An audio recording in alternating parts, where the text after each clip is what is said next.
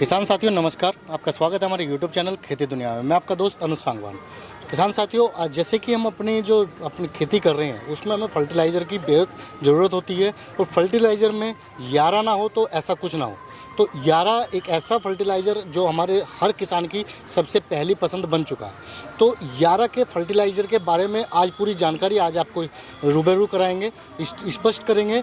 Ma'am है, company से हैं और सारी जानकारी मैम के द्वारा लेंगे। तो उससे पहले चाहूँगा जो हमारे किसान भाई हमारे साथ जुड़े हुए हैं, लाइव हैं, तो वो चैनल को सब्सक्राइब जरूर कर लें, वीडियो को लाइक कर दें और वीडियो को ज़्यादा से ज़्यादा हमारे किसान भाइयों तक शेयर करें, ताकि ये वीडियो शेयर करने के बाद उनके पास पहुँचे और पहुँचने के बाद उन्हें यारा के फर्टिलाइज़र के बारे में और अधिक जानकारी मिल सके।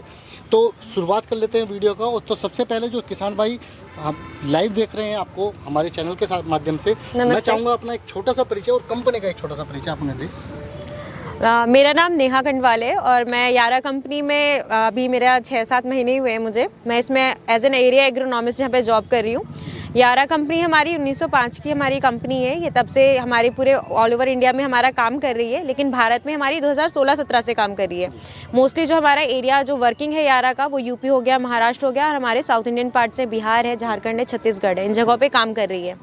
यूपी में क्योंकि अभी आप देखते होंगे कि यूपी के हमारे बहुत सारे एरियाज़ है, तो वहाँ पे प्रोडक्ट रेंजेस हर जगह अलग अलग है।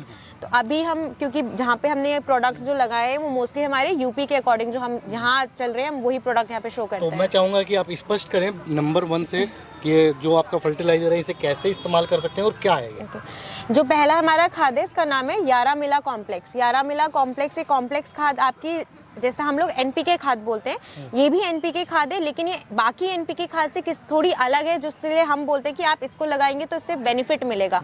अब वो डिफरेंस इस चीज़ का होता है कि इसमें आपका 12-32-16 वाला जो आप बोलते हैं, 12-32-16 की जगह इसमें 12-11-18 है, लेकिन साथ में आपके सूक्ष्म पोषक तत्व भी हैं 6। तो टोटल एक दाने के अंदर इसमें 9 पोषक तत्व मिल जाते हैं। तो जब एक 9 पोषक तत्व जो पूरी तरह से घुलनशील है, हम लोग यहाँ पे लोगों फार्मर्स को डेमो भी दिखा के दे रहे हैं कि कैसे एक डाई हो गया, एनपीके खाद हो गई है, वो कितनी घुल रही है और ये कितनी घुलनशील है। अच्छा। इसका दाना आपको खेत में नहीं दिखेगा। ये घुल, अब एक चीज हम बोलते हैं, बिल्कुल जो चीज घुल जा रही है वो चीज से फायदा क्या होगा कि पौधे को उसको उठाने में टाइम नहीं लगेगा, जो घुलेगा वो पौधे को मिल भी जाता है। तो जब 9 पोषक तत्व हमको 9 चीजें हम एक पौधे को मिल रही हैं तो उसका फुटाव जमाव अच्छा होगा। ये आमतौर पर हम क्या करते हैं, बुआई के टाइम पे डलवाते हैं। बाकी जो हम खाद दे रहे हैं, चाहे हम एनपीके दे रहे हैं, डीएपी दे रहे हैं, उनकी घुलनशीलता के आधार पर हम बोल पाते हैं कि हाँ इसमें फर्क आता है। किसान भाई आपस में देखते हैं कि बहुत बार खेतों में जमाव फुटाव एक समान नहीं दिखता, तो वो दिक्कत क्या होती है, यहाँ पे नहीं आती है। हम लोगों ने ये अलग अलग यहाँ पे हमने अलग खाद रखी है और एक हमने अपनी एनपीके की खाद रखी है। दोनों की घुलनशीलता में काफी फर्क आता है। कितने ये हमने जो हमारी खाद है, ये इसका एक हमने एवरेज जो पैकेट रखा है, ये बैग का साइज है 25 किलो का बनाया, 1 एकड़ के हिसाब से। ये गन्ने के हिसाब से बोल सकते हैं हम 1 एकड़ में है। बाकी जैसे हमारा गेहूं हो गया, धान की फसल होगी, वहाँ पे उतनी खाद की जरूरत नहीं होती है, तो वहाँ पे इसकी डोज थोड़ी कम कर दी जाती है। हर क्रॉप के हिसाब से इसके रिकमेंडेशन में उतना चेंज आता है, लेकिन एक एवरेज जो हमने पैकेट बनाया है 25 किलो का, ये हमने जैसे हमारी मेजर फसलें जो आप यूपी में जानते हैं, गन्ना हो गया, आलू हो गया, तो उसमें 5 किलो बीघा के हिसाब से जाता ही जाता है, 4 से 5 किलो बीघा। तो ये 25 किलो का 1 एकड़ के लिए हमने उसमें बनाया है। तो आप ये देखिए घुलनशीलता कुछ दिन टाइम बाद आपको दिखेगा यहाँ पे नीचे सेटल हो जाता है, जो आपका जैसे डीएपी दिख जाता है कुछ आता है सेटल नीचे दिखेगा। ये क्या रहेगा, ये तुरंत घुल जाता है। इसको क्या है, नमी की जरूरत है। अगर आप अगले दिन खेत में जाके देखेंगे तो आपको दाना वैसा नहीं दिखेगा, वो हार्ड फॉर्म में आपको वो तुरंत पाउडर की फॉर्म में वो पौधा क्या होता है, डिसॉल्वेबल होता है, वो बिल्कुल सॉल्यूबल है, मूवेबल है प्लांट में। जो सॉइल में मूवेबल होगा वो घुलेगा भी पूरे सॉइल में, वो इवनली डिस्ट्रीब्यूट हो जाएगा, तो पौधा उसे ले पाता है। तो इसलिए जमाव फुटाव इससे दिखता है अच्छा। तो चाहे आप गन्ने की फसल की बात कर लें, जैसे अभी गन्ने की फसल की बुआई होगी, तो ये बुआई के टाइम पे हम इसको, जो भी किसान भाई होते हैं, हम उनको बताते हैं कि इसे गन्ने के बुआई के टाइम पे डालिए। जैसे आप डीएपी की खाद डाल रहे हैं, आप एनपीके की खाद डाल रहे हैं, उसी तरह आप इसको डालिए बुआई के टाइम पे। और बाकी जो अपनी खादें डाल रहे हैं ना, उनको कम कर दीजिए। हम आमतौर पर क्या करते हैं, यूरिया वगैरह बहुत ज्यादा डालते हैं, तो उसको ना डालकर, क्योंकि कहीं ना कहीं वो हमारी मिट्टी में जो चीज रह जाती है, जो खाद रह जाता है, वो बाद में क्या करता है, धीरे धीरे करके मिट्टी को खराब करने की दिक्कत आती है। वहाँ पे हम बोलते हैं ठोस हो गई है, कुछ हो गई, तो इससे वो दिक्कत नहीं आएगी, क्योंकि मिट्टी में इसका कोई कण ऐसा रहेगा नहीं। दूसरी जो खाद है हमारी यारा लीवा नाइट्राबोर। अब आप इसमें नाम ही देख लीजिए नाइट्राबोर, ये हमारा कैल्शियम ग्रेड का फर्टिलाइजर है। इसमें हमारा नाइट्रोजन भी है, इसमें हमारा बोरॉन भी है और कैल्शियम भी, ये 3 चीजें हैं। अब कैल्शियम जो काम हमारी बॉडी में कर रहा है वही काम क्या कर रहा है पौधों की बॉडी में भी कर रहा है, ढांचा मजबूत करने का। तो पौधे में हम क्या करते हैं, किसी भी फसल में हो जाए जब वो बढ़वार वाली अवस्था में आने लगता है उस टाइम पे हम उसमें ये कैल्शियम डलवाते हैं। उससे क्या फायदा होता है कि उसका पौधा का ढांचा मजबूत रहेगा, उसकी ग्रोथ अच्छी पकड़ पाएगा वो। तो इसलिए हम बाद पहले ना डलवा के ये ग्रैन्युलर खादें भी हम जैसे बोलते हैं मिट्टी में डालने का, तो ये बाद में डलवाते हैं। जैसे पहला पानी लगा दिया, दूसरा पानी लगाते हैं, तो उस टाइम पे हम बोलते हैं कि आप ये खाद डालिए उसमें, क्योंकि यूरिया बाद की जितने पानी लगते हैं किसान क्या करते हैं आमतौर पर यूरिया पे जाते हैं। तो वहां पे यूरिया की खाद जितनी कम कर दो आप इसको उतना लगाओ बढ़ा के, उसको यूरिया कम कर दो, यूरिया वहां पे कोई काम नहीं करेगी। फिर बात आती है अब हमारी दूसरी खाद की, ये यारा लीवा ट्रॉपिकोट। ये भी कैल्शियम खाद है, बट ये खाद है हमारी सिर्फ कैल्शियम की। इसमें हमारा बोरॉन था, इसमें हमारा नाइट्रोजन था, बट यहाँ पे हम सिर्फ कैल्शियम खा दे रहे, सादा कैल्शियम। बहुत बार क्या होता है कि कहीं कहीं किसान क्या करता है नहीं ले पाता है। हर किसान का मैं मान सकती हूँ कि हर किसी की जेब की वैल्यू अलग अलग है, वो कितनी लागत लगा सकता है वो उसके ऊपर है। बट अब हमें पता है कि बहुत जरूरी है कैल्शियम, हमारी गन्ने की फसल हो गई चाहे हम किसी भी फसल की बात करें, कैल्शियम बहुत जरूरी है। तो वहाँ पे क्या करता है, अगर वो ये नहीं लगा पा रहा है, ये नहीं मिल पा रहा है, उसे ये भी मिलता है, तो वो कहीं ना कहीं कुछ % कैल्शियम तो वहाँ दे रहा है, तो वो वहाँ पे ये कमी पूरी कर देता है। ये आपने पूरा ये सादा कैल्शियम है, 1 एकड़ के, ये सारा जो प्रोडक्ट है ये 1 एकड़ के हिसाब से 25 kg। उसके बाद हमारा जो अगला खाद है हमारा ये SOP। SOP हमारा है सल्फेट ऑफ पोटाश। ये पोटाश है हमारा 0050 जिसको हम बोलते हैं, ये दानेदार है।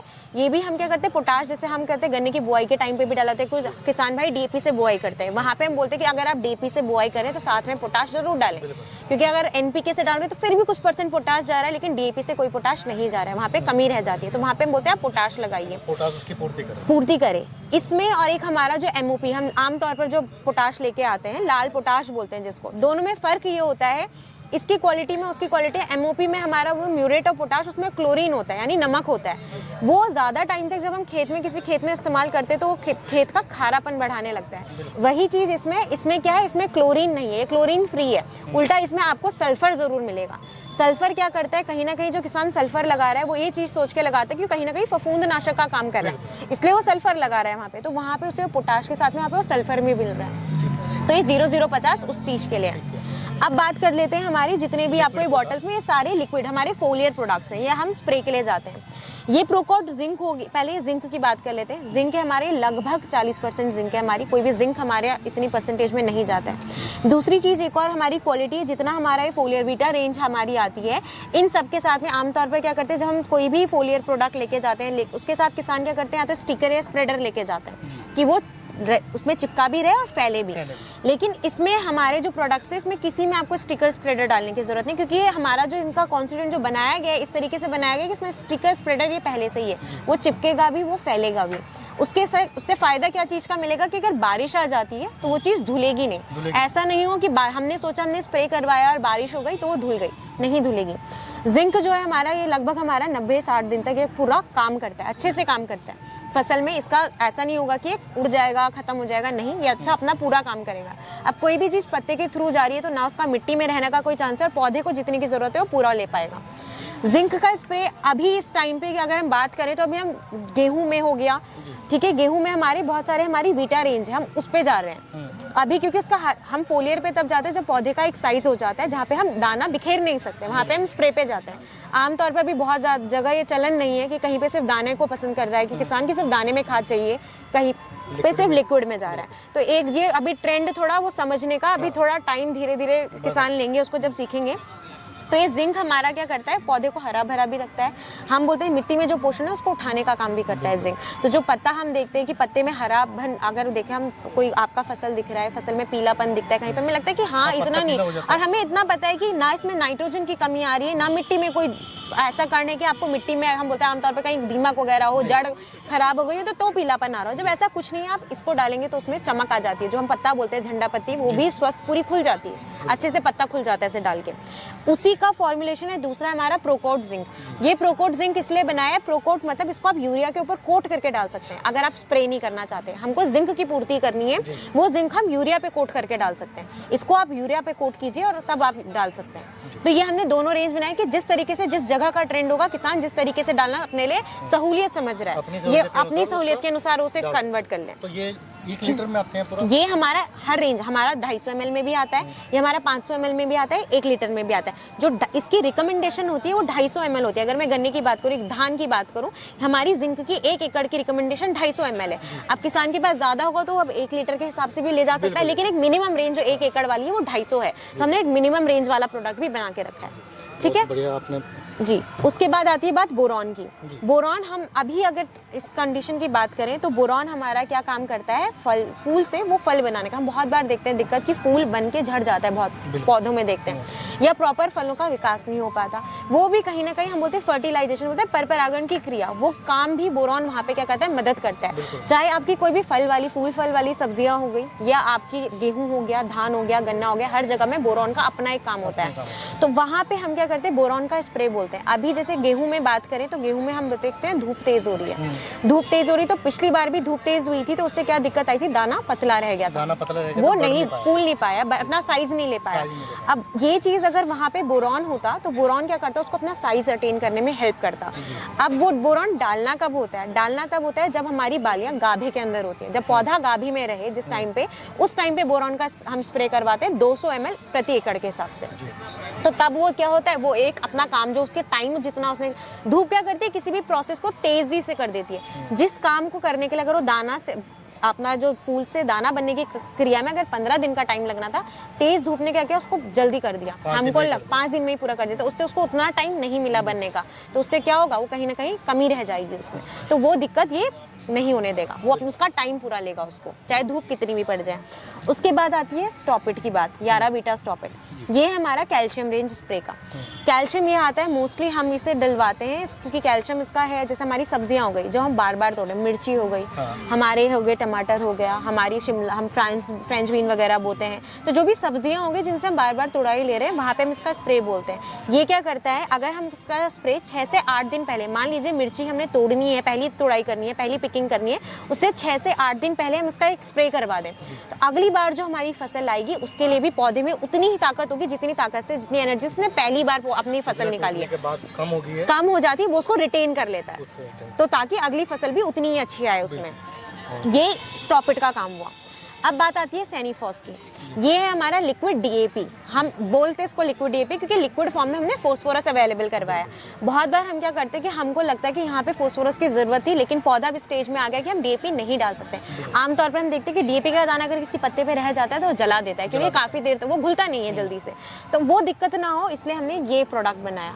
ये प्रोडक्ट क्या करेगा, जब आपको पता है दाना नहीं है, ये स्प्रेड होगा, फैल जाएगा, तो पत्ते को जलाने का काम भी नहीं करेगा, उसको जिस पोषण की, जिस न्यूट्रिएंट की कमी है, फास्फोरस की जरूरत है, वो उसको मिल जाएगा, तो वो वहाँ पे ये चीज पूरी कर देता है। ये आलूओं में लगता है जब हमको तो लास्ट मोमेंट साइज अटेन नहीं कर पाता, वहाँ पे हम ये डलवाते हैं। गन्ने में भी डलवाते हैं। पेड़ी हो गया, गन्ने की पेड़ी रहती है, पेड़ी में हम आमतौर पर देखते हैं कि फुटाव नहीं हो पाता। दिक्कत किस चीज की आती है, हाँ कम होता है। वो दिक्कत इस चीज की कि हम पेड़ी जब हम छोड़ रहे होते हैं, हम उसको छोड़ते हैं, तब तक उसमें कोई खाद नहीं डालते, हम आगे आगे कटाई करते चले जाते हैं, तो तब तक क्या होता है, अगर धूप तेज है, कुछ तेज है, तो नमी का दिक्कत आता है, वहाँ पे फर्क पड़ जाता है, तो फुटाव अच्छे से नहीं होता। वहाँ पे अगर ये सैनिफॉस का स्प्रे करवा दिया जाए, ये इसका डोज होता है 500 ml प्रति एकड़ के हिसाब से, इसका स्प्रे करवा दिया जाए तो तब तक उसमें फुटाव आएगा, वो सूखा नहीं रह जाएगा, क्योंकि हम स्प्रे कर सकते हैं, हम खाद नहीं डाल सकते थोड़े थोड़े एरिया में, पर स्प्रे कर सकते हैं उसके हिसाब से। पर खाद का दिक्कत होता है, खाद किसान ये सोचता है कि जब पूरा कट जाए, तैयार हो जाए खेत उसका पेड़ी का, उसके बाद खाद डालेगा, लेकिन अगर हमको सूखने से हमको लगता है कि पौधा सूख जाएगा तब तक, तो आप तब तक एक स्प्रे करवा दो उसका, तो पौधे में तब तक फुटाव के लिए वो क्या होगा, तैयार हो जाएगा, फुटाव आ जाएगा, सूखेगा भी नहीं, अपना न्यूट्रिएंट पूरा रखेगा। अब बात आती है बायोट्रेक की, हो गया हमारा एजी बूस्ट हो गया, और ये सारी चीजें हमारी क्या है, ये सिमिलर रेंज वाली प्रोडक्ट्स हैं। अच्छा। ये आपके न्यूट्रिएंट ना होके ये बायोस्टिमुलेंट है, बोलते हैं हार्मोनल चीजों को एक्टिवेट करने का काम करती है। जैसे बाकी अगर मैं बात करें कि ह्यूमिक एसिड आ गया, फल्विक एसिड आएगा, कोई बोलते हैं सीवीड से बना हुआ है, तो ये भी सीवीड से बना हुआ है, ये सीवीड से बने हुए हैं, बट इनका क्या है, ये उस फॉर्म में मिलते हैं, ये पौधे को क्या करते हैं, उसके अंदर के जो न्यूट्रिएंट है, उसके अंदर का जितना मेटाबॉलिज्म है उसको एक्टिवेट कर देता है, उसके अंदर जो हार्मोन होगा उनको ट्रिगर कर देता है, तो वो अपनी ग्रोथ ले पाएगा। अपना जो मतलब कोई भी मौसम का इफेक्ट या कुछ इफेक्ट पड़ रहा है उसको क्या करेगा, उसको हैम्पर नहीं होने देगा, ये ग्रोथ पे इफेक्ट नहीं पड़ने देगा। तो प्लांट जो होगा अपना अच्छा ग्रोथ ले पाएगा, ताकत आएगी, रहने की झेलने की क्षमता आएगी। ये ज्यादातर जो स्प्रे हम करवाते हैं वेजिटेटिव, मतलब जब वनस्पति विकास हो रहा है पौधे का, उस टाइम पे इसका स्प्रे करवाते हैं। यहाँ इसको ये स्प्रे फॉर्म में है, ये ग्रैनुलर फॉर्म में, कि जो दानेदार है, जो मिट्टी में डालना पसंद करते हैं किसान, तो वो उसको डाल सकते हैं। ये लाल समुद्री घास होती है जो हमारी, ये उससे बनी होती है। तो इसमें आपका ह्यूमिक एसिड, फल्विक एसिड ये प्रेजेंट होते हैं इसी के अंदर। अब बात आती है हमारी ये लास्ट रेंज, जो हमारी आखिरी रेंज जहाँ पे दिख रही है, ये हमारी ये वाटर सॉल्युबल रेंज है। भी इनका भी हम स्प्रे के फॉर्म में जाते हैं। ये सारी आपको स्प्रे, अब आपको MKP दिखेगा 05234, आप इसको पलट के देखेंगे तो इसके पीछे यहाँ पे लिखा रहता है 05234। 05234 क्या है? 05234 हमारा, आप इसमें देखेंगे, इसमें आपको फोस्फोरस यानी डाई मिल जाती है और आपको पोटाश मिल जाता है। हम देखते हैं फुलाव की बात हम करते हैं कि फुलाव आना चाहिए किसी चीज में, हम पोटाश का काम क्या होता है? फुलाव लाने का, चमक लाने का वो काम। तो वो चीज हमको देखे होते हैं। हम यही चीज अभी गेहूं में भी बोल रहे हैं कि जिनकी बालियां बाहर निकल आई हैं, कि गाभे से बाहर आ गई है बालियां, तो वहां पे इसका और हमारा एक जो स्टॉपिट है, दोनों का, इसका 1 किलो का स्प्रे और स्टॉपिट का हमारा 500 ml का स्प्रे जो कैल्शियम है, दोनों का जिनका आप कर सकते हैं, जिनकी बालियां गाभे से बाहर आ गई वो। लेकिन जिनकी अभी कम छोटा अभी है, छोटा है तो अपना साइज ले ले, पर जिनका गाभे के अंदर होता है, हम बोलते हैं कि अभी गाभे के अंदर ही है, वहां पे उसको हम बोरॉन का स्प्रे बोलते हैं। साथ में बोरॉन के साथ में या तो 13045 या 0050 दोनों में से कोई एक पोटाश का इस्तेमाल कर लें, क्योंकि वहां पे उसको फुलाव लाने में मदद करेगा। लेकिन जहाँ दाना बन गया है तो वहां पे हम बोलते हैं कि हल्का दाना शुरू हो गया बनना, वहां पे हम इसको 05234 का स्प्रे बोलते हैं। दूसरी बात आती है SOP की। यही SOP मैंने आपको अभी दिखाया था दानेदार में।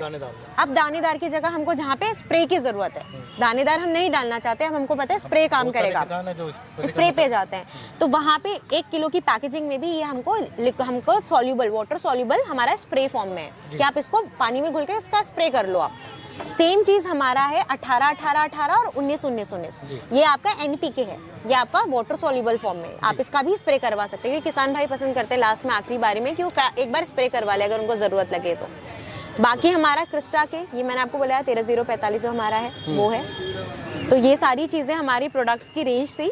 तो एक लास्ट जी, ये जिंक ही है, जिंक ही है ये। तो ये सारी चीजें हर फसल, ऐसा नहीं है कि हम किसी फसल के अकॉर्डिंग बोलेंगे किसी एक फसल के लिए लगेगा, ये हर फसल के लिए खाद है, क्योंकि न्यूट्रिएंट है, पोषण है। पोषण हर फसल को चाहिए, किसी को कम मात्रा में चाहिए, किसी को ज्यादा मात्रा में चाहिए।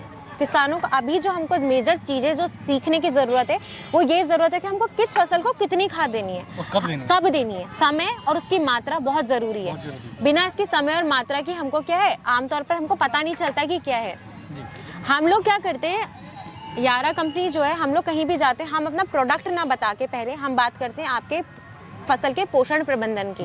यहाँ हम में से किसी को ये नहीं होता कि आप हमारा प्रोडक्ट लगाइए, हमको ये चाहिए आप जो लगा रहे हैं वो सही समय पे लगाए, सही मात्रा पे लगाए। हमारी आधी से ज्यादा दिक्कतें वहीं खत्म हो जाती हैं। आमतौर पर हम लोग कम जानकारी के कारण बिल्कुल नुकसान कर बैठते हैं। जानकारी का अभाव होता है जहाँ पे, वहाँ पे क्या होता है, ऐसा नहीं है। देखिए किसान भाई हर जगह सुनते हैं, समझते हैं, पर वो चीज़ें हमें याद नहीं रह पाती। बहुत चीज़ें हम सुन के आ जाते हैं, बट हमको फिर वहाँ पे जाके हम बोल जाते हैं कि क्या बोला था।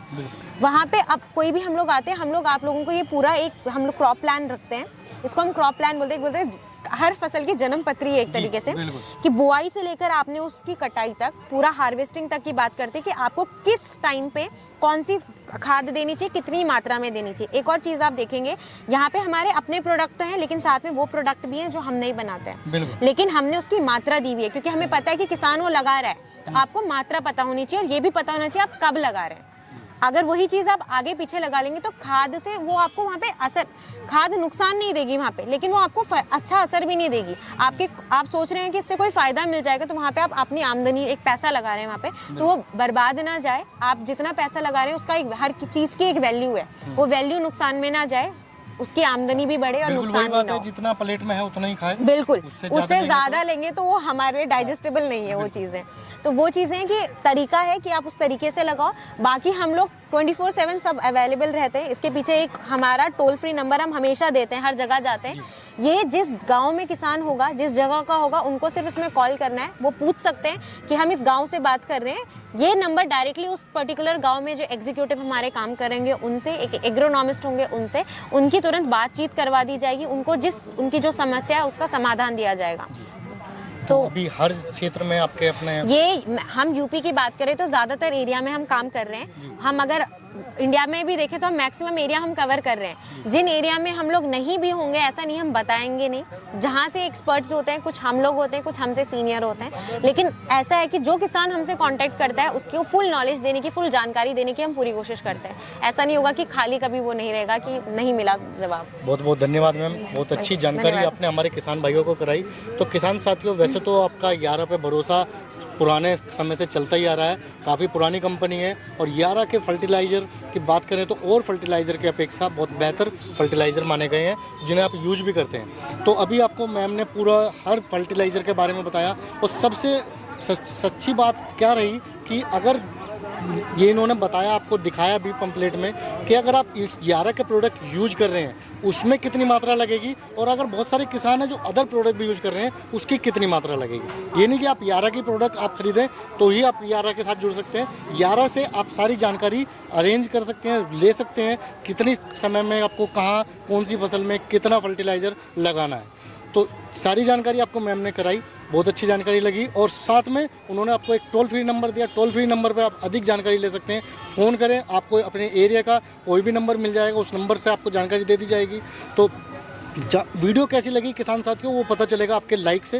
वीडियो को ज़्यादा से ज़्यादा लाइक करें, शेयर करें उन किसान भाइयों के लिए जो चाहते हैं यारा के साथ जुड़ना और उनके साथ उनके फर्टिलाइज़र का आनंद लेना अपनी फसल में और उनकी ज़्यादा से ज़्यादा ग्रोथ लेना।